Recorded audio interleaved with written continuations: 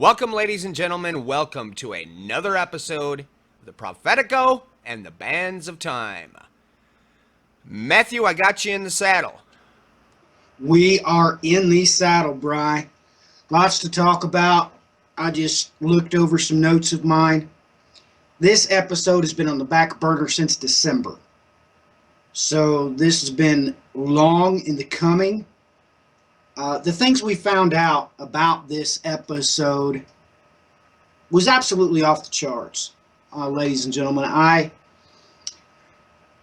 was looking over this chapter one day, and I thought back to a time very, very long ago when I was a teenager trying to get to the root of this very chapter because I knew that she had a physical identity. She was real. The Lord our God was using some harlot in time that was a queen in more ways than one. But I could not find her at the time, so the next day I put it to Brian. Hey, I want to do something on Isaiah chapter 47. I want to know who this daughter of Babylon is, this daughter of the Chaldeans. I mean, Isaiah chapter 47 says something very strange. It calls her the queen of many nations. Some versions, some translations have the queen of many kingdoms. Well, ladies and gentlemen, I'm going to let Bry describe to you the events that surrounded the finding of her identity. Bry, back to you. She is known as Adad-gupi of Haran. But there's a whole lot that goes into this woman. She was the mother of Nabonidus, and if everybody remembers, last week we did a program, or a couple weeks back, we did a program on Erbil. And I had brought up, keep in mind, remember Nabonidus, remember Adad-gupi. She's quite interesting, all considering. She basically was a queen, was alive during the entirety of the captivity in Babylon, up to 68 years. She was the queen of Babylon. Yet she was also an Assyrian, and she was an Assyrian queen. She was quite long-lived and had quite a few ancient kings come straight through her loins that ruled one after another. Now, I don't know how many people here have ever even stopped to consider the fact that just maybe the Chaldean that were ruling Babylon at the time somehow had an Assyrian mother in the mix. And, you know, I just have right here in the Wikipedia just a little bit here concerning her. Adad-gupi of Haran. This is where they actually had found her inscription. Now, everybody, I hope you remember where Haran is. We've talked about that several times. It's a very important place. The ancient Sabian on that side of the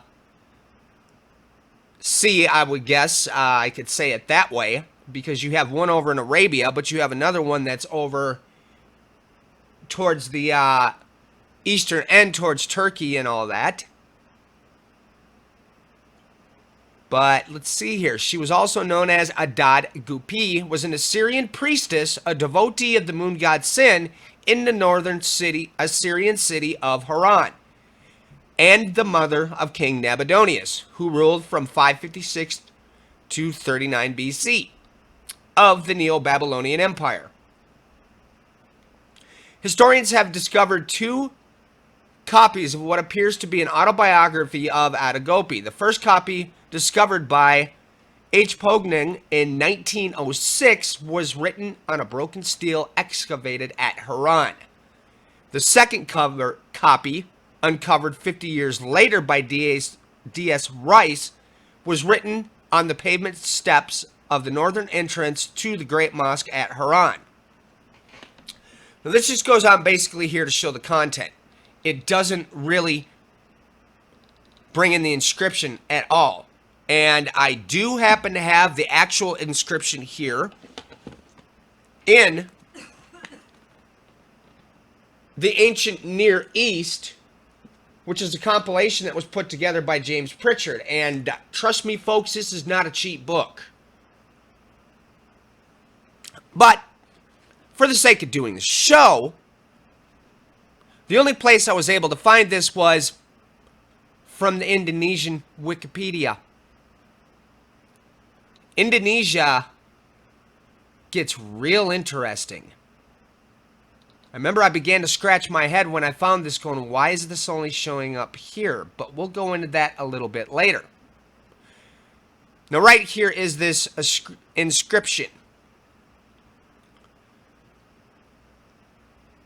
And we can just kind of cut down here to the inscription. You know, you can see some of these pictures here. Well, let's see here. Column 1. I am the daughter, Adad-gupi, mother. Nabium Naid, Nabonidus, king of Babylon. Priestess of the gods Sin, Ningal, Nusku, and Sarah Sadaruna, my gods, who since childhood who has been looking for the gods. While in the 16th year of Nabopolassar, the king of Babylon, Sin, king of the gods, with his city, and the temple was angry and went into the sky. The city and population went to rubble. From the 20th year of Ashurbanipal, king of Assyria, I was born. Until the 42nd year of Ashurbanipal, the third year of Ashur-Eli, his son, in all 21. Nebuchadnezzar, the 43rd, Nebuchadnezzar, and the second year, Alu-Marduk, the fourth year, Nergal-Sar. In 95 years of the god Sin, king of the gods of heaven and earth, I am looking near of his great temple. For my good deeds, he looked at me with a smile. He hears my prayers, he grants my words, anger. Heart became quiet against E-Hul-Hul, the temple god Sin, who was in Haran, his favorite residence. He was at peace. He considers Sin king of the gods. He looked at me and, Nabiud, son, fruit of my womb, to the throne of the king. He called in the kingdom of Sumer and Akkad, from the Egyptian border, above sea to sea, under all the land he entrusted since then, at hand. Second hand, I have no idea what that word is, Ankap, and to Sin, king of gods. With respect to the application, I pray that Nabu Nayad, son, my descendants of my womb, his mother's favorite. From the time of Ashurbanipal, king of Assyria, until the 9th year, Nabu-Naid, king of Babylon, the son, the offspring of my womb. 104 years of happiness. With honor by Sin, king of the gods, placed me. He made me prosperous. I own my second sight. Clearly I understand well, healthy hands and my feet. Chosen my words, meat and beverages. Fit me my flesh is nice, happy heart. Do not suffer, but let him worship the great God in 21 years. Nebuchadnezzar, king of Babylon, in 43 years. Nebuchadnezzar, Nebuchadnezzar's son, and 4-year Negrasar, king of Babylon.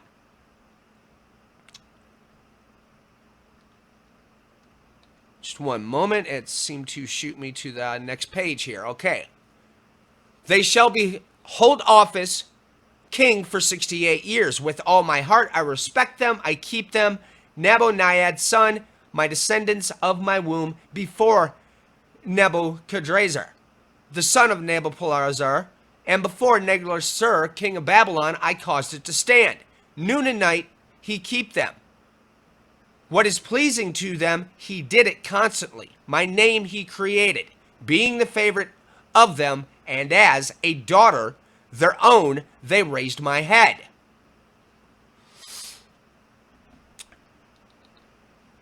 I maintained their spirits and the offerings of incense, rich with fragrant smell. I sacrificed to them constantly and lay before them. Now the 9th year of Nabonid, king of Babylon, fate itself took it away, and calculation of time. Now, as you can see down here on top of it, there's a little piece that's put in here, calculation of time. The inscription obtained information that supports preparation of the chronology of the ancient Assyrians and Babylonians, which was already there. Okay, she lived for 104 years. She witnessed the turn of the throne of a king of Assyria and Babylon until Nabonidus, the last Babylonian king. Born in the 20th year of the reign of Ashurbanipal, his father, the king of Assyria, which is in 650 to 649 BC. Adad-gupi died in the 9th year of the reign of her son, Nabonidus, namely in 546 BC. In one inscription, the panel noted that there was a lunar eclipse in the 5th year of the reign of Babylon of Nabopolassar. In the 16th year of Nabopolassar, he destroyed the city of Haran. Now, this is a little piece that I pulled from a website of people that have, once again, it's Indonesian, by the way, folks, that kept track of the birth, the bloodlines. They're tracking the genetics and the bloodlines. Ashurshot of king of Assyria was born to king of Esarhaddon of Assyria at Ashuramet of Assyria. Okay, born 723 BC, Assyria. Ashuramet was born in Assyria. Asherah married Ashurbanipal II, 4, Candu of Ansarnapar. The god Asher has made me a son, king of Assyria. Ashurbanipal was born 685 BC in Nineveh, which is Assyria, now Mosul, Iraq. They had a daughter, Adad-gupi of Haran. And then, not only that, you have a queen by the same name. Ashasharat, queen of Assyria, married Ashurbanipal II. The god Asher has made me a son of Assyria. Ashurbanipal, 685 BC, it repeats. They had one daughter, Adad-gupi, Queen Mother Babylon. Both Haran. I don't know about anybody else here, but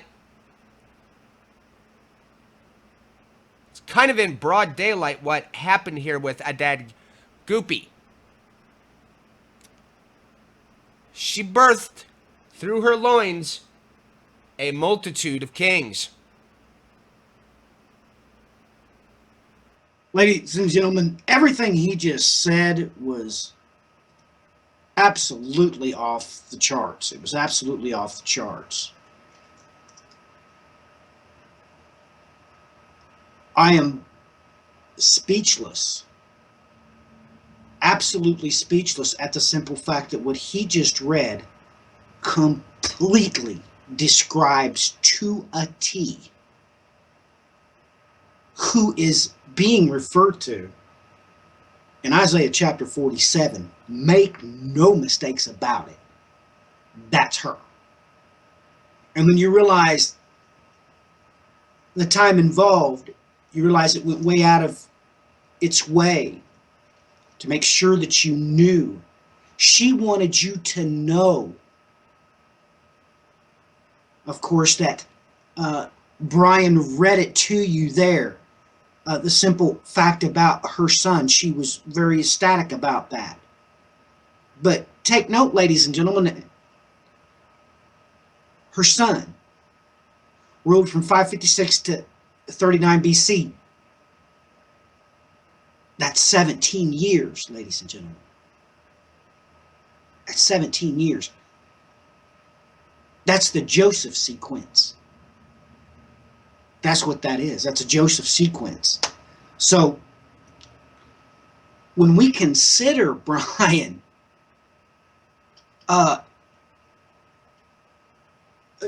this is a really big question. She lived 104 years. That's just enough to blow you away in of itself, considering the time frame and the location involved. Oh my goodness. And she made it perfectly clear that you knew that when she died, she was in perfect health. That's what it said. She described it herself.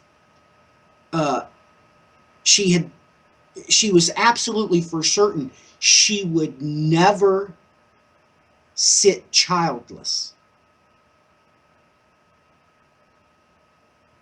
Ladies and gentlemen, the description she gives on this stele is absolutely amazing. And we found 2 copies of it. Now look, Brian made it pretty clear that the second copy was found on the steps up to the great temple there at Haran. Oh my goodness.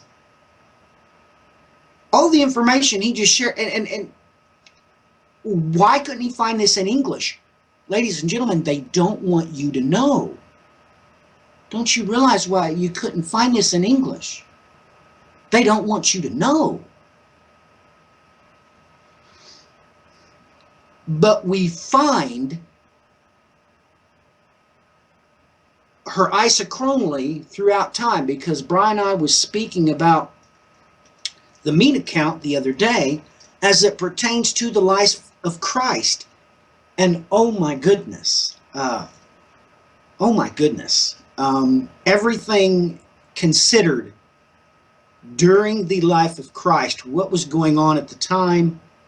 Of course, this is bled over into the theological entertainment industry with the Shroud of Turin, of course. But it just blows me away. We haven't even read the text yet, and I'm so glad Brian read that first, because that's her. And you realize she said it multiple times. The only way this could be happening is my God smiled on me the whole time. What our explanation for it was, ladies and gentlemen, this stele describes that she was in perfect health when she died. She even said that her flesh was pleasurable, I think she said. Off the charts. Off the charts, Brian. I am absolutely, completely breathless at the simple fact that, knowing what we talked about the other day about who was in command of this area during the life of Christ, oh my goodness. Oh my goodness, Brian, it's enough to blow you away, because everything stated in Isaiah chapter 47 fits this woman to a T. How could this happen? I mean, it completely blows me away. She was a Syrian, but yet her son, don't you understand, ladies and gentlemen, that she was there for the execution of the Emmanuel prophecy? She was there. She was there for the 65-year duration.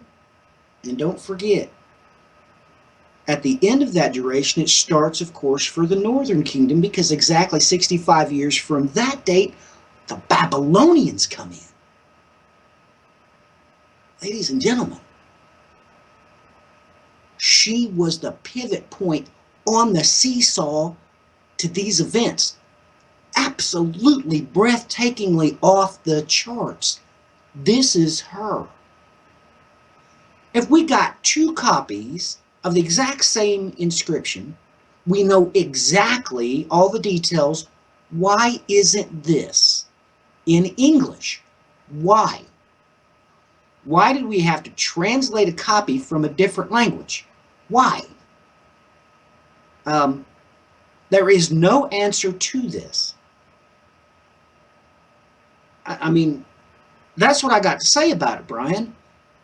I can't see it any other way. I really can't. I just can't see it any other way. So, uh, back to you. This is something I altogether tend to find quite amazing when you just stop and consider the fact that this queen managed to somehow rule this empire, rule this kingdom, as she did for that long and had that many kings coming through her loins. You know, and when we stop and consider everything that it talks about here in Isaiah 47, it begins to put a whole new spin on everything. It absolutely does, Brian. I mean, the description on that steel, all the other historical references linked to this woman is phenomenal. She is, literally speaking, who else could it be said of what Isaiah chapter 7 said? It called her the Queen of Kingdoms, Brian.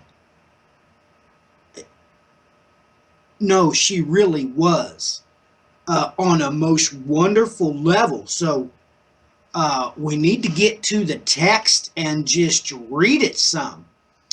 Ladies and gentlemen, Isaiah, the 47th chapter.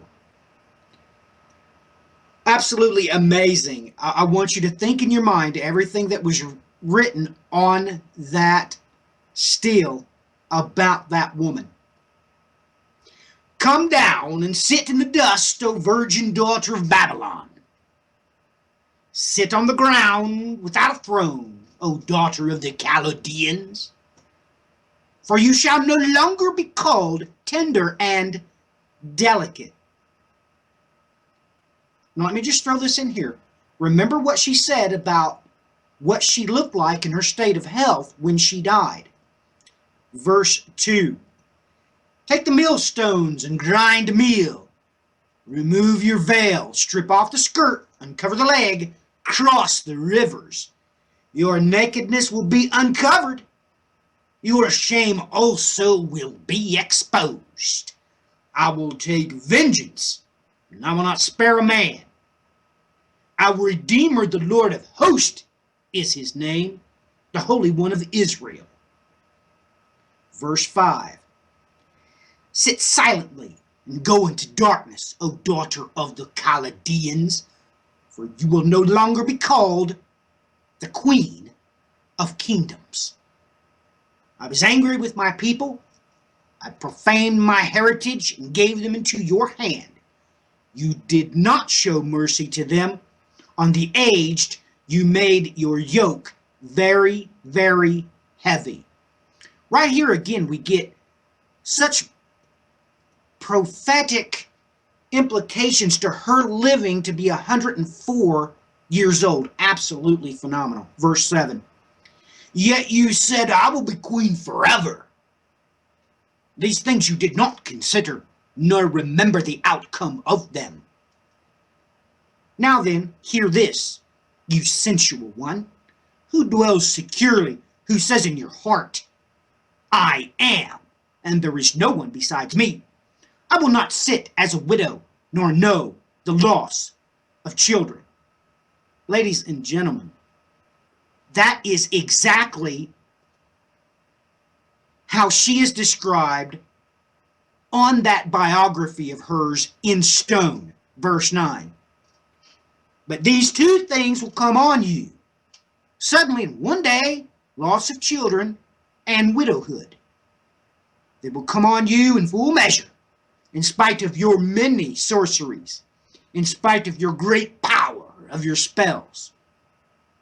You felt secure in your wickedness and said, No one sees me. Your wisdom and your knowledge, they have deluded you. If you have said in your heart, I am, and there is no one besides me. Ladies and gentlemen, on that steel, it goes way out of your way to make sure that you know that multiple gods she thought in her heart had secured her. I mean, ladies and gentlemen,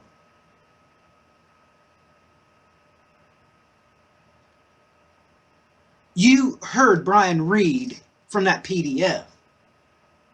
She was 96. Oh my goodness. What happened when she was 96 years old? I would say because she was an Assyrian and had ascended to Babylon, her children were everywhere. I would say there's no more secure woman that has ever lived. Verse 11. But evil will come on you which you will not know how to charm away, and disaster will fall on you for which you cannot atone, and destruction about which you do not know will come on you suddenly. Stand fast now in your spells and in your many sorceries, with which you have labored from your youth. Perhaps you will be able to profit. Perhaps you may cause trembling. Now, take note just from those two verses, ladies and gentlemen, about her many sorceries. On that biography, on the steps to the great temple in Haran, how young was she when she said these gods started smiling on her? That's right, from birth. Now look, you should realize in your heart that from what was said, she said that her gods gave her the power to do whatever she wanted. That's what they put. That's what they documented. Verse 13. You are worried with your many counsels. Let now the astrologers, those who prophesy by the stars, those who predict by the new moons, stand up and save you from what will come upon you. Behold, they have become like stubble. Fire burns them. They cannot deliver themselves from the power of the flame. There will be no coal to warm by, nor a fire to sit before. So have those become to you with whom you have labored. You have trafficked with you from your youth. Each has wandered in his own way. There is none to save. Brian, absolutely off the charts. I just brought out multiple instances of how she perfectly was described in not only that stele they found, the copy of it on the steps to that great temple in Haran, but in Isaiah chapter 47 as well. These are perfect descriptions of her, Brian. Absolutely perfect descriptions of her. And like I said, if anybody realized the massive amount of work, ladies and gentlemen, the meanest scale in the same window of opportunity, Brian stumbled across a woman just like this one in complete and absolute inversion. Absolutely off the charts, Brian. It's just absolutely off the charts. So, was this the only thing you could find out about her? Talk about her many Brian, how many thrones did she actually sit on because of her children? Two different places. I mean, absolutely off the charts. Everything that's described there. So, Brian, your take on this? Can there be any doubt that these two documents are describing the woman that is described in Isaiah chapter 47? Your thoughts, buddy? That's just the thing. I don't know who else it could describe. I mean, look, when you have somebody that lines up exactly with Isaiah 47, as she does, okay, sits as a mother, am not a what? Okay, these are all things on top of it that this woman said, which are right here in Isaiah 47. Okay, and I even showed you the quote unquote birth certificates of the family line. Okay, she was born from an Assyrian king and from an Assyrian queen. Yet on top of it, you look at her own stele, she tells you each and every single little detail of where she was, who came through her loins, who she was around during. I mean, you got this going back to Ashurbanipal, for Pete's sakes. Well, that's what I'm trying to say, Brian. She was a queen just because her mother and father. Just because of that. It's just, I'm sorry for the interjection. It's just mind blowing. Who else could Isaiah 47 be describing? You know, and how many of the prophecy teachers and everybody else around out there has attempted to tackle this text, yet did they stop and consider that this was actually a real person? I don't know that I've heard anybody bring that up. Have you, Matthew? Never. As a matter of fact, you know, you and I've talked about this on air before, Brian. The very simple fact that, of course, the prophecy that everybody talks about, the cherubim that was in the Garden of God, that is a detailed description of Jezebel's father, Ethbal II. You'll never hear that anywhere except on the Prophetico and the Bands of Time, too. So, and actually, we've never did a show on that. We've never brought that into light, that Jezebel's dad was a priest and a king. That's why it describes the breastplate that had missing stones. He was a priest king too, just like Melchizedek. But nobody wants to tell you this for some reason. So we need to do an episode on that too, because when you take a look at him and realize what was going on and what was happening, oh my goodness. What you can see through Jezebel is absolutely amazing, because she has her shadow and silhouette in this as well. But the description here of her being left what God said he was going to do at this time, Brian, was absolutely impossible. I mean, do you realize, look, if anything did happen to her in Babylon, the mighty Assyrian king, her daddy, was going to rain down on whoever had done her wrong. Ladies and gentlemen, she had the Assyrians, the Chaldeans, and the Babylonians at her disposal. Absolutely off the charts, Brian. It's hard to formulate why this isn't in textbooks in every theological seminary across this planet. Why isn't this known? Absolutely off the charts. So, back to you before I ramble on too much about it. But it's just amazing what you found, Bri. This goes to show, it goes to prove everything that I've been saying time and time and time again. You have to learn to look at these prophetic texts, these biblical texts. You have to realize that they're historically true. You should be able to look at a text and wrap around your mind and already go, A, I believe this, so I know for certain this has got to be true. And B,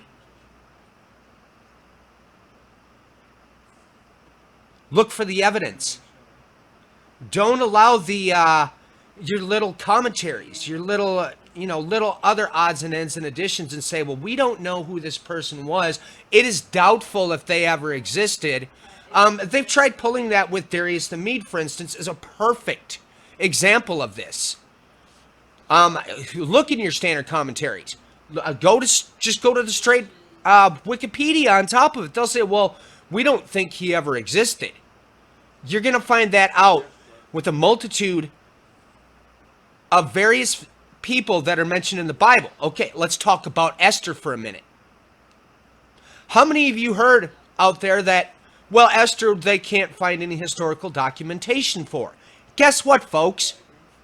I call shenanigans. Because in the midst of the other work that I've been doing, because once again, I've had to dig back into the Persian Empire, which that is always good fun to make my head hurt. It's chronologies between the Persian and the Roman Empire. Without a doubt, every time it makes my head completely hurt. When I dig in there, I have found things you can't escape. Okay, we've hovered right in over the top of Haman. Okay, I have finally located him. So now all of a sudden we're starting to spin this in a different direction. Don't let these people try to tell you it's not true.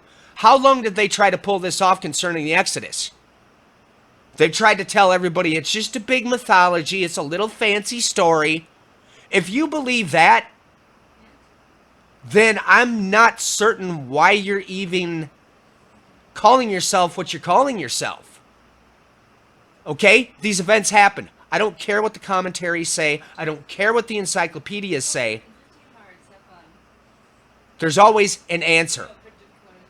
You know, Matthew brought up Jezebel as a type and shadow. We had Bernice. We had Alexander the Great's mother as a type and shadow. I mean, this list actually continues to build. Why? It follows the pattern of time as it's supposed to. The Lord seeks after that which has been. So you should expect to see these various patterns on a continual basis. And then the other key is to learn to recognize them. I mean, if people even fathom some of the background conversations that Matthew and I have been having as of lately, you know, I'm beginning to question a whole bunch of things that I think properly should be questioned. And end result, it's possible we may come to a completely different conclusion than others have. And myself had as well. But you have to take into account the historical documentation. If you see something that comes up within the archaeological framework, within the historical documentation of things that have been found, and you're still holding and clutching onto that old reality and unwilling to let it go, unwilling to admit that maybe you didn't consider something else, or maybe you didn't have all the data, you're putting yourself in a position. Okay, I'm not afraid to admit when I'm wrong. There's a lot of things, the deeper I've dug into history, a lot of things that have just recently been unveiled, especially when you go into Central Asia and you look at the steppes, that is completely causing me to reevaluate a whole lot of things that I had come to accept as fact over the years, and I've relayed some of these things on the air. Okay, for instance, let's talk about this city. I believe it's Archaeum offhand. I can't recall the exact name of it. It is one of the most ancient cities that has been found in the steppe region. What they've found there is a cave. In that cave is a plethora. They basically call this cave a library because of all the inscriptions that are there. They found out that this language that is there in this cave, in this city, that is quite well known in the archaeological circles, They found out that that language is Proto-Sumerian. The Sumerian language came from it. Now, everybody knows that our quote unquote, what we've been told is our first civilization ever was Sumeria. Then why is it that you have a script that's a precursor to the Sumerian script showing up in Central Asia in a civilization? Okay? Maybe some people are starting to see where I'm starting to question some things. Because if you don't look at the new data, you don't consider it, and you keep running back to your old paths when the evidence is pointing in a different direction, this can cause problems. Okay? Let's bring it back around here to Isaiah 47 again. Isaiah 47 is talking about a real individual, a real human being that walked this planet. And, you know, Matthew pops it on me one night. We were dealing with some stuff in the background. If you want to not deal with the drama in the background, you dig into something to make it go away. I don't even remember, Matthew. It was only a matter of seconds before we found this, wasn't it? I think in what, 10 minutes? Yes, that was what was so phenomenal about it. Brian, I looked in this when I was a teenager. That's when I found Ethbal II. So I knew she had to be there, but, well, consider the resources I had at the time. There was no way, even though I knew what God was doing isochronally, it had to wait. And literally within minutes, Brian, you said, well, who is this? And I remember the chain of events. You just kept clicking. You did a search. You kept clicking, and all of a sudden, bam, you found her. And I remember on that day asking you, I said, wait a minute, stop the bus. How did we get here? And you were like, I have no idea. And then, lo and behold, you just won't let it stop there. I mean, ladies and gentlemen, Bri would not let it go. He keeps searching until he finds this inscription. Off the charts. Ladies and gentlemen, the only truth you will ever know is God's Word. The only mode and methodology acceptable is getting your hands on the proper manuscripts. Those manuscripts is the Masoretic Old Testament lined up with Delitzsch New Testament. But God speaks out of both sides of his mouth. The other word of God is the Septuagint lined up with the Edita Regia. Those comprise the Bible source code, of which the daughter of Babylon is in more than once. This isn't her endgame. The Bible has plenty of more to tell us about her. But what we found so far is just completely off the charts, Brian. You know, why don't you bring up that PDF? Go all the way to the bottom to where it says who her parents are. Now, let me take a look at it. It's the part father and mother all the way at the end, Bri. Why don't you read that part so everyone can understand? She was she was the queen of queens, literally speaking. Her children were kings. She, at the time she was alive, she was probably the most influential woman on the face of the planet. So bring that up, Brian, and talk about those names you're going to read and how important these people are, because it's off the charts.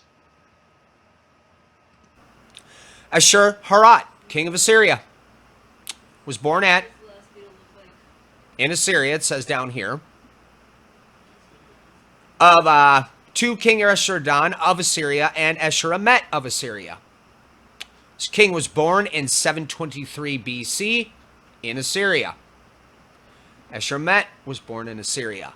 Ashur-harat married Ashurbanipal II, Kandallu of Asnapur, king of Assyria. Ashurbanipal was born on 685 BC in Nineveh, Assyria, now Mosul, Iraq. They had one daughter, Adad-gupi Haran. And then we have the queen. See, this one's a little tricksy too, and I looked into this a bit. Because if you take note, this king and queen, they have the same name. And, you know, this is something common that they found out within the archaeological findings, even within Egypt, where they couldn't figure out why is it that this king is so feminine looking. I believe it was one of the statues, somebody busted the beard off of it and went, this is a woman. So this really begins to make me wonder what is happening here where they have this listed as king, and yet you have this same thing listed as a queen, because they did do this in multiple kingdoms. This is common within ancient times, where the queen would masquerade as the king. And I don't know, is this what is going on here? It's quite probable. So like I said, here we go again. Ashur-harat, queen of Assyria, was born. Married Ashurbanipal II. Ashurbanipal was born on 685 BC in Al-Muwal, Nineveh, Iraq. They had one daughter, Adad-gupi, queen mother of Babylon, both from Haran. So it's a little hard to escape what's going on here, and everybody automatically should know who Ashurbanipal is. Okay, we had Sennacherib at the time when he stormed.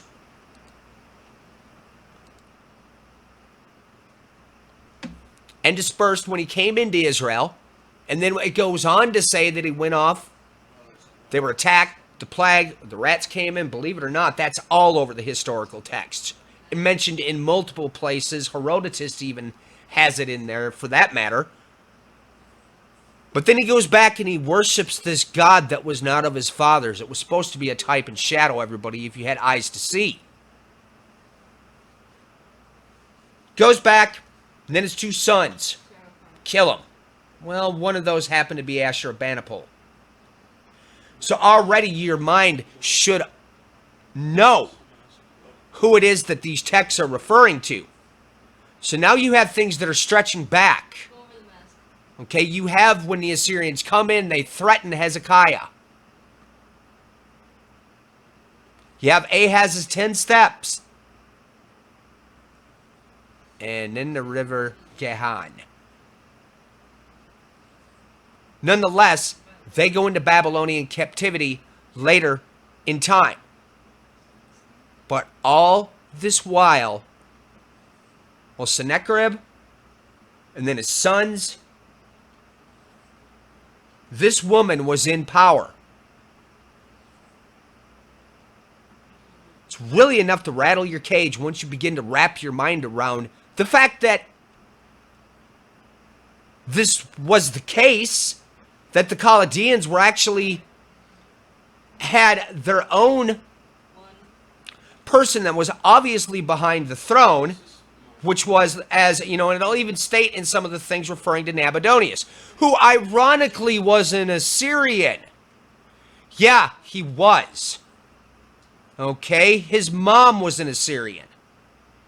And yet they were in the Chaldean Empire inside of Babylon. This is something that Matthew and I had long discussed in the past, and when we did the program on Erbil. I don't even remember where it was cut off, but that was the thing we were trying to amplify into everybody's mind is that place, Erbil, which is all over the news right now with the Peshmerga, with the Kurdish people that are steadily taking back more ground in Nineveh. There's been a Christian militia that came in, which obviously was comprised of Assyrians, that took back more of Nineveh. And we stated way back, folks, you better watch for this battle to begin, because this is going to be crucial. And every single thing that has transpired since that starting stage is quite literally off the charts.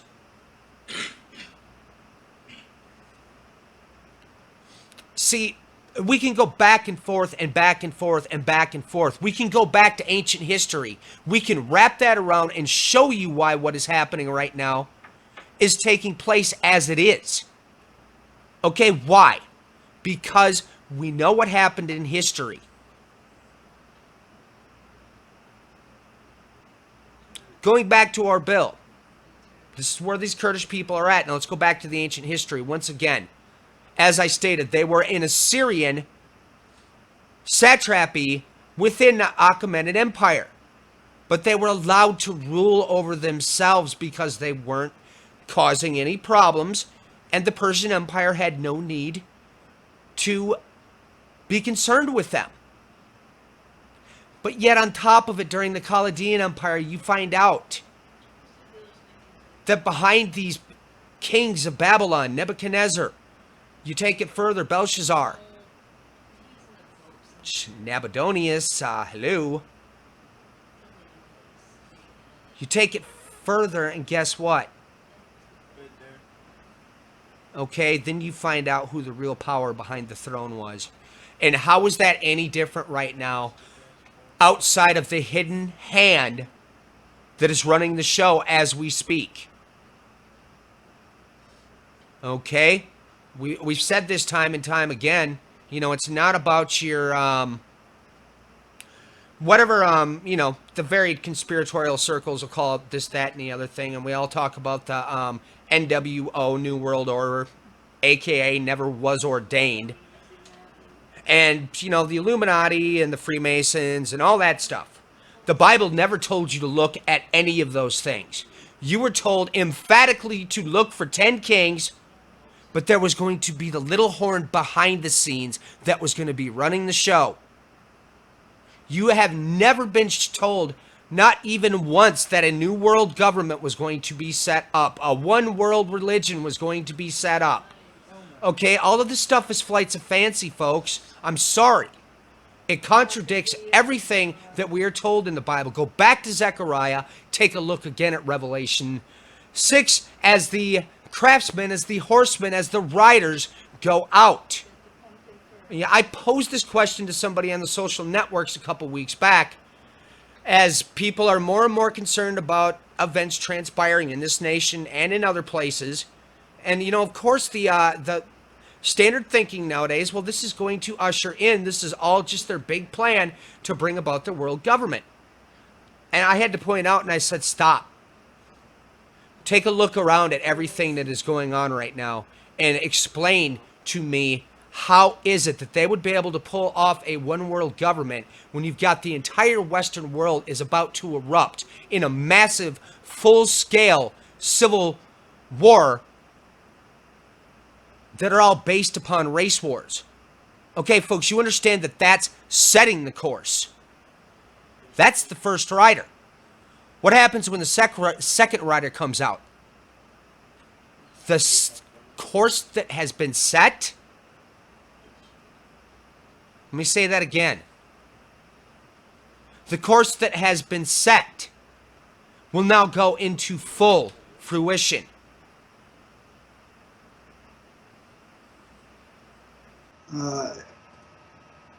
Considering the events at hand, considering this daughter of Babylon, and what is to come has been laid down. Because Events are cyclical because eschatology is isochronal. That's what God said.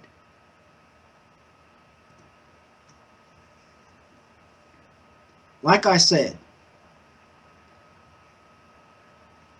did everybody hear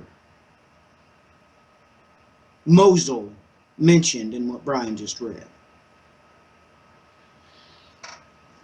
We're going to go back around the ride for the final time. But you all should know that you're not going to be able to build your Tower of Babel. It never was ordained. You can read that in, of course, Judges chapter 9. It gets burnt to the ground. It never makes it out of that immediate area.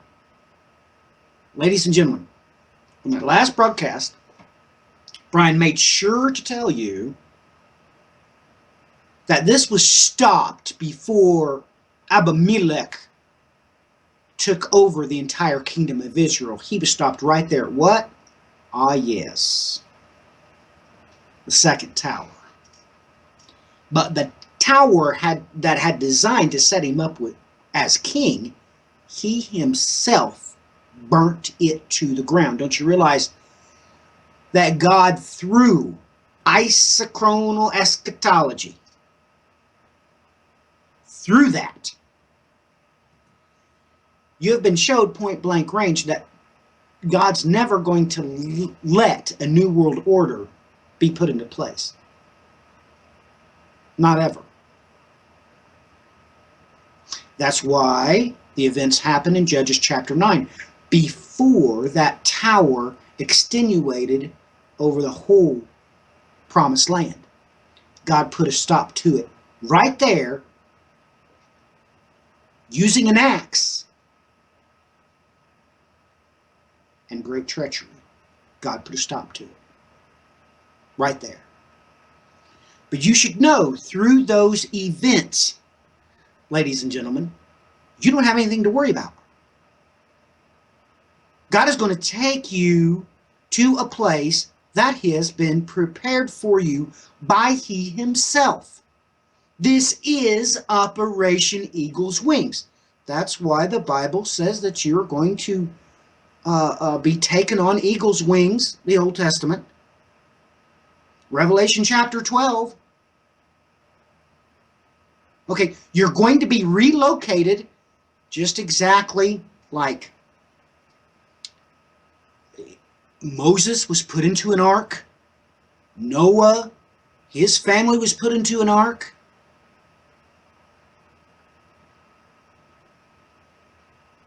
This is what God has planned. And all of these events are going to be kicked off on the great day of He who sitteth upon the throne. That's when all this is going to happen. This is the tribulation trigger. It is. But if you don't know, and you don't even understand which manuscripts you should be looking at, you're going to get lost. That's why it's important for us to look at where else in the Bible God uses that exact phrase. Prophetically speaking, we need to gather more intel about this daughter of Babylon. Here it is in the Hebrew. I put it into the video for you. But this is massively important. Look, ladies and gentlemen, just check me. I'm implementing the Bible source code. This is the Masoretic Delitzsch we have searched in.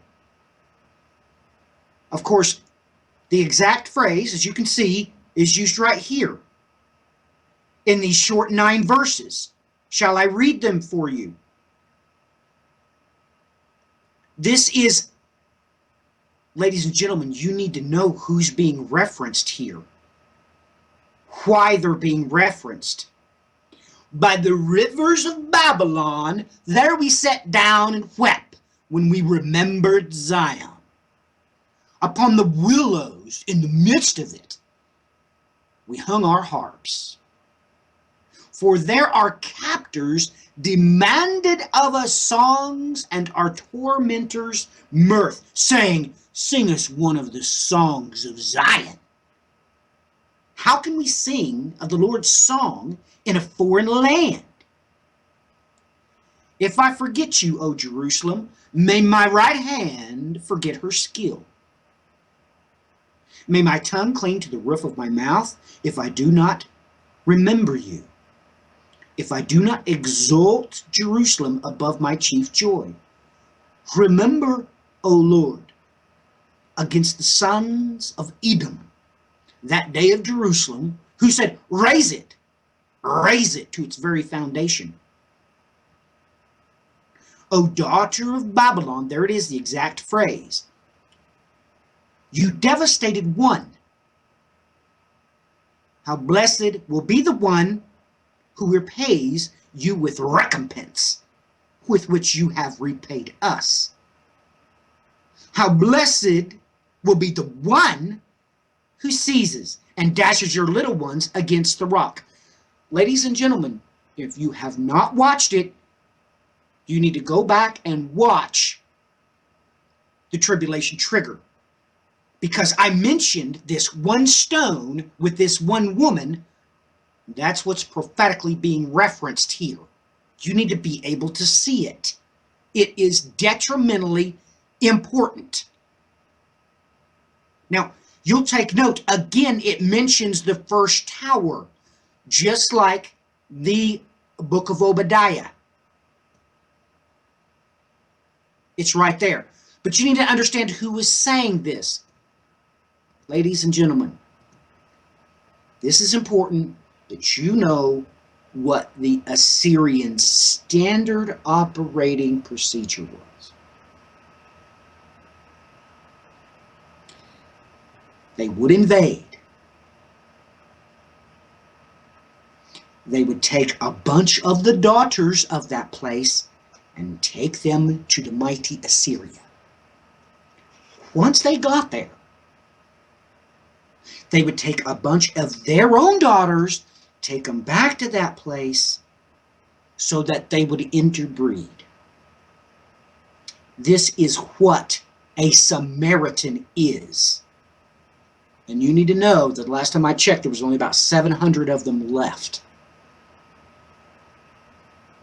What a Samaritan is someone that's half Israel, half Assyria. They are half of the 10 lost tribes and half Assyrian. Yes, Brian, go ahead and interrupt me. Well, let me interject in there a little bit further because, we have to understand that this was... The book of Ezra tells us that they were brought there from the other side of the Euphrates. So logic dictates other side of the Euphrates. They were in the Asiatic nations. Now, just as Matthew had stated, we know that a bunch of the 10 tribes were scattered into that area. So you're looking at, yes, that would be the case. Now, I have to wonder on top of it, though, is how much of that Central Asiatic varied, because there's so many bloodlines of, at least when we start talking about the quote-unquote biblical bloodlines, we had a lot of different steppe peoples in there.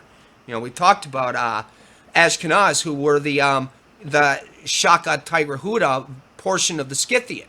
The Scythian, to explain that in a little more detail, you have to understand that they were a little bit more of... They're a bit of a mix. They would use that term for a whole variety of people that lived there in the steppes. So when I speak of this, when I specifically am pointing out a certain portion of the Scythian, my main focus is on the Saka Tiger Huda, are those who wore the pointy hats. Nonetheless, you had multiple groups within these Asiatic portions that were also there. So when you had these 10 tribes that came over into these regions that were settled beyond the Euphrates rivers by the Assyrians, logic dictates that they would probably have met people, and also those bloodlines were entered in within these people that are the Samaritans right now in Israel. So I think it's a little bigger of a picture. Matthew, you're 100% correct. I think there's just a little bit more detail that goes into that explanation, at least from how I've thought about it. Now, am I 100% correct? I don't know. But this is just my thought on the topic. Yes, there's a whole lot more. There's obviously things going on when he also says kings of the east. And I appreciate what you said. But until you said it, I didn't realize that, well, those kings of the east are probably mingled as well. And they did that for strength. That's why they did that. So, ladies and gentlemen, getting back to the text, you have to realize who said this. This Psalms 137 is being spoken of by the Israeli daughters that had been carried to Babylon. And their captors, of course, was most probably the very ones they had been forced to marry. So just magnify that in your mind. But of course, we have this exact phrase that comes up in Jeremiah chapter 50 and 51. Pertaining to those things, it's going to mention something here that's really important when you start in verse 41. Behold, a people is coming from the north, and a great nation of many kings will be aroused from the remote parts of the earth. They seize their bow and javelin. They are cruel. They have no mercy. Their voice roars like the sea. And they ride on horses, marshaled like a man for the battle against you, O daughter of Babylon. Comes up again in 51, verse 33. For thus says the Lord of hosts, the God of Israel, the daughter of Babylon is like a threshing floor at the time it is stamped firm. Yet, in a little while of time of harvest will come for her. So, it's pretty important that you know exactly where this is encoded to, and you need to read all these verses in its context. The last time this exact phrase is, of course, in Zechariah, the 2nd chapter. O Zion, escape, you who are living with the daughter of Babylon. For thus says the Lord of hosts, after glory he has sent me against the nations which plunder you. For he who touches you touches the apple of his eye. Now, of course, if you continue to read this entire chapter, you're going to realize why the daughters of Zion are there. So, with all these things in mind, ladies and gentlemen, it's very important that you know what the Bible source code is, how to get it, and be able to look for those exact phrases to gather additional intel. So, I know that most of you cannot get these resources. You can, if you have a laptop, go over to thebiblesourcecode.com, and I've got the links there so you can download the Bible source code. But, ladies and gentlemen, you better get your hands on it quick. Okay? These things are important. Brian just shared with you the historical data contained on this stele and these steps. 2 witnesses.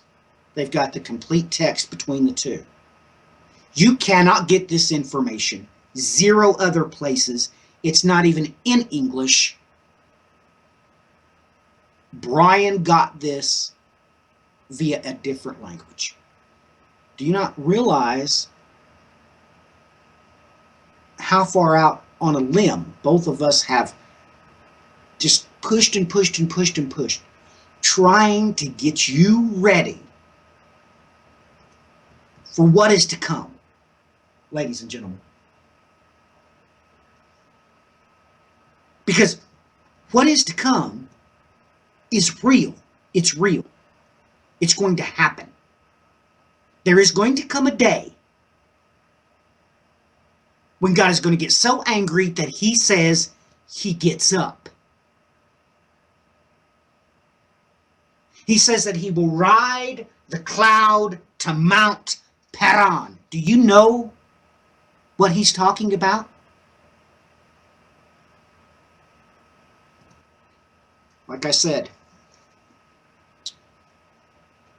if you don't understand what's going on here, who this is talking about, we've been given detailed descriptions of exactly what's going to happen, exactly what is to come. This episode has been put together to make sure that you understand that the Bible is true. It's not only true as a text, it's true as a history. And using history, God's going to do exactly what he said he was going to do. He said himself that he chases after that which has been. He's told you that there's nothing new under the sun. This is the whole purpose to the writing of Ecclesiastes. This is exactly why the 666th chapter of the Bible is in Ecclesiastes. That's why. You need to understand what's going on. You need to not be afraid of it, but you need to know exactly what's going to happen to prepare yourself for what is to come. And more importantly, for you to tell all the other virgins in the bridal procession to go purchase oil for their lamps now. They need to do it now, right now, not later, now, right now. Brian, back to you. Well, and this is a thing to point out. We've had a fair number of people that are lost. And you would not believe the intensity of the conversations when you begin to talk about these historical matters. And you can sit there and pull up on your screen and show them the text, show them the actual findings, and say, that's what this is talking about. I just saw it again moments ago for the third time happen. Somebody's attention was piqued because of the fact that we were talking about this and we were relaying that this was a real historical individual. Now, it's not going to work the same with everybody else, but nonetheless, I've come to learn that the Lord is doing something with these people when they're being shown that these things were actually realistic historical events. Because what does that do? It starts to plant those seeds in their mind where they begin to realize that the Bible is actually true. You know, you've got all these sites out there of these varied, and I mean, I'll call them what they are. They're God haters. I don't give a flying rip what it is that, whatever pretense it is that they're trying to fly under. They are what they are. Okay, everybody? And they'll sit there and they'll just basically take baseball bats out and try to disprove every single thing that's been found historically and go to great lengths to show everybody that they're right and everybody else is wrong. You ought to dive into just looking into the collection of the taxes at the time of the birth of Messiah. Because you want to talk about a conversation that will really make your head spin. See, first off, people don't want to accept that portion was true because that didn't happen at this certain time? Well, first off, they have the timing wrong.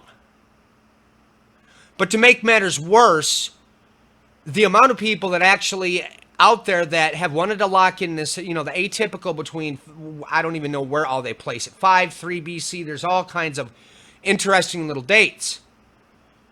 But these are the ones that will look right at the exact evidence. There was a stone that was found where it goes through and lists off a whole set of different events that were tied into different leaders, but certain portions of the text were not extant. But they were able to look at the people being described, the leaders that were named there, and when they were in power, and they were able to put together a little list. And all of a sudden, lo and behold, you have this governor in Syria, just as the description was supposed to be, that falls in 12 BC. And yet somehow they just kind of go, well, here it shows exactly this guy was here, but that couldn't be him because his birth was in this time. And you scratch your head going, please tell me that was a joke. You're looking right at it. This comes up again with the text with Tacticus. Tells you flat out in broad daylight. In the book of Tacticus, it mentions this governor in 12 BC. And yet they want to tell you, well, that can't be him because guess what? It doesn't fall in our time frame because it's not in that proper time window. We must therefore throw it all out. And then we're going to say that the census that's spoken of there was made up.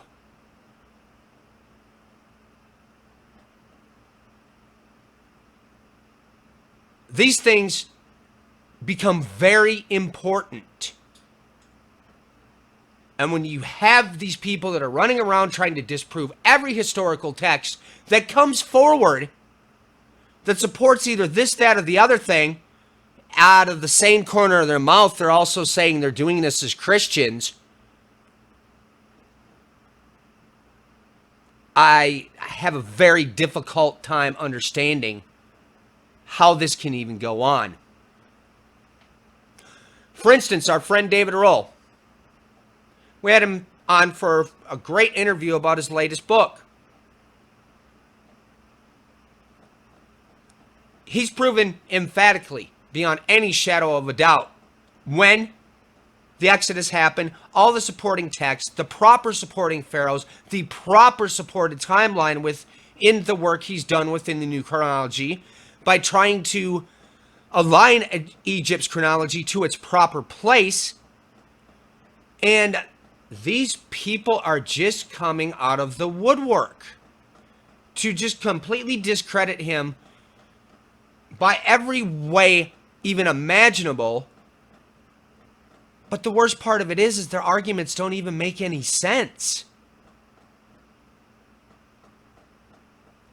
So, folks, this stuff is real. If you don't believe it's true, if you're going to believe somebody's telling you that these things didn't happen, well, they've already caught you once. But if you don't realize the importance of understanding these things and having these tools at your disposal, especially when I've seen with my own eyes that it's making people that are lost are completely doing a 180-degree turnaround when they're realizing all of a sudden the Bible's true. Exactly, Brian. You better know what's going to happen. You better know where you're going. You better know exactly what your blessed hope is. I mean, it blows me away how many people don't even know what their blessed hope is. Their blessed hope is their marriage to Christ. Just so you know. Off the charts, Brian. Off the charts. This is detrimentally important. Ladies and gentlemen, there is going to be nobody in the bridal procession that doesn't believe God's word, because without God's word being hidden in your heart, you have absolutely no clue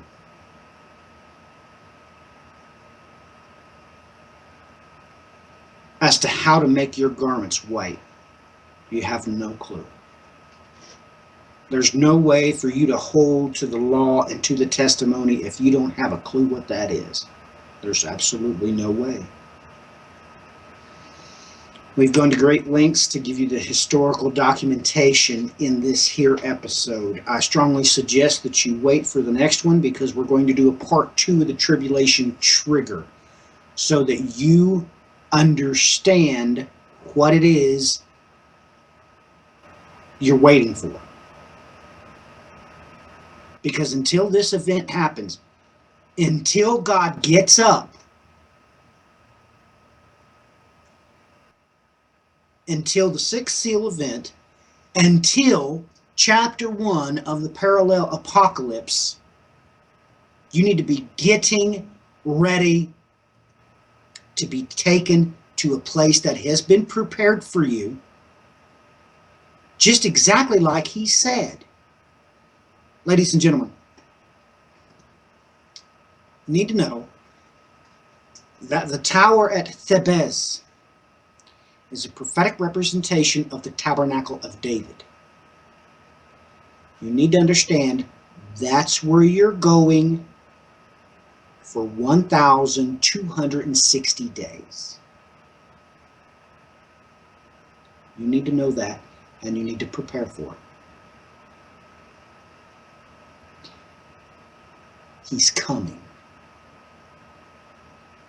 He himself said that he is going to ride a cloud to Mount Paran.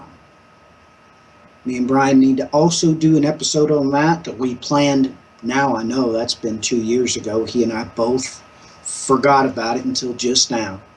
I've got a map showing exactly how many peaks are there around that, all the historical references for it, how it's being protected right now by, well, our enemies, but they are protecting it.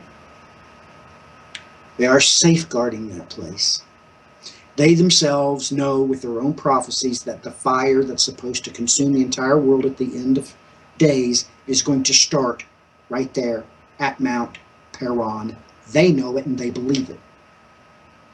They know the super Wavitic event is going to hit at that location. That is going to kick us off our axis of 23.4 degrees. It's going to reorientate our axis to a 0 degrees. Ladies and gentlemen, you need to stop with these flights of fancy, such as, well, the flat earth. Ladies and gentlemen, don't you understand that? Have you ever taken a look at seismographs? I, of course, took geology, and I have. Just so you know, it was Brian and I that shared with you first on air. We even showed it to you that one side of our core has begun to crystallize. We know that from the echoes off of it from every single earthquake that happens. It's coming. We're not lying to you. Brian, did you have anything else that you wanted to add about who exactly the daughter of Babylon, the queen of Babylon, is? There is a city in one of these Indonesian islands that is rather peculiar because it's caught a lot of archaeological people's attention. The city is quite clearly Assyrian, and all the statues in it are Assyrian.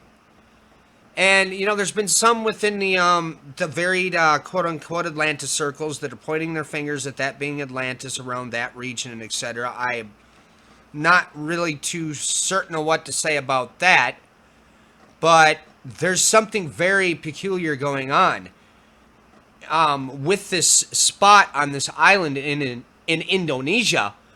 So this is why I found it rather alarming that the only place that on the internet which I was able to find and translate that text for this Adad-gupi, was through an Indonesian site. Now, like I said, I've got Richard B. Pritchard's The Ancient Near East text, which is it's a plethora of collected texts that have been taken from varied engravings and, varied papyrus that have been found all kinds of different places. And this is not a cheap book. I mean, we're talking in upwards, I think it's around 50, 60 bucks if memory serves me correctly. It's not cheap. So this is something that people don't readily have access to. And if I had not have had access to that book in my own house, I would have never been able to get to the bottom of this, what was actually said on this tablet. And then I needed to have that tablet so that I could bring it in to show everybody while we're doing the show. Nowhere to be found in any other language outside of Indonesia. So there's something very, very striking going on here with these Indonesian islands and why it is that these people have, on top of it, they've detailed the exact traces of the ancient bloodlines of the Assyrian queens and kings. This is, again, it's all coming through these Indonesian sites. So there's something there. There's a reason for it. I haven't really delved too much deeper into it, but, as I was saying before, I did want to point this out. I don't know if they were there previous to the setting up of when the Assyrian Empire started rolling forward again, or if they went there after. I don't know exactly what the timing is here, but as I said, on this island, if you search it out, you'll see these statues and you'll just be scratching your head going, yeah, those are Assyrian. That's not the native people that have lived on this island. So, have at her, folks. Look into that on your own. I've got a lot of other projects I'm working on at the moment, and it's just something that, well, somebody take it and run with it. See what you can find out. Some pretty interesting stuff. Ladies and gentlemen, if this video has edified you in any way, and please like, share, and subscribe, and in doing so, I pray that the Lord our God bless you. If you haven't had a chance, I suggest that you look at the video we just posted, The Tribulation Trigger, and look for a part 2, because my son is going to be joining us, and this time we're going to cover everything in that chapter via discussion mode. We're going to get together and talk about it properly. The last time, Brian and I covered all of the, of course, technical aspects to that. If you're wanting to get the documentation about that episode, all of the alphanumerical equations, just go over to prophetico.net. I've got them there. You can scroll through all of them. Also, the episode we did on Tiny Chat, Pi, Aleph Tav, and Exodus 3.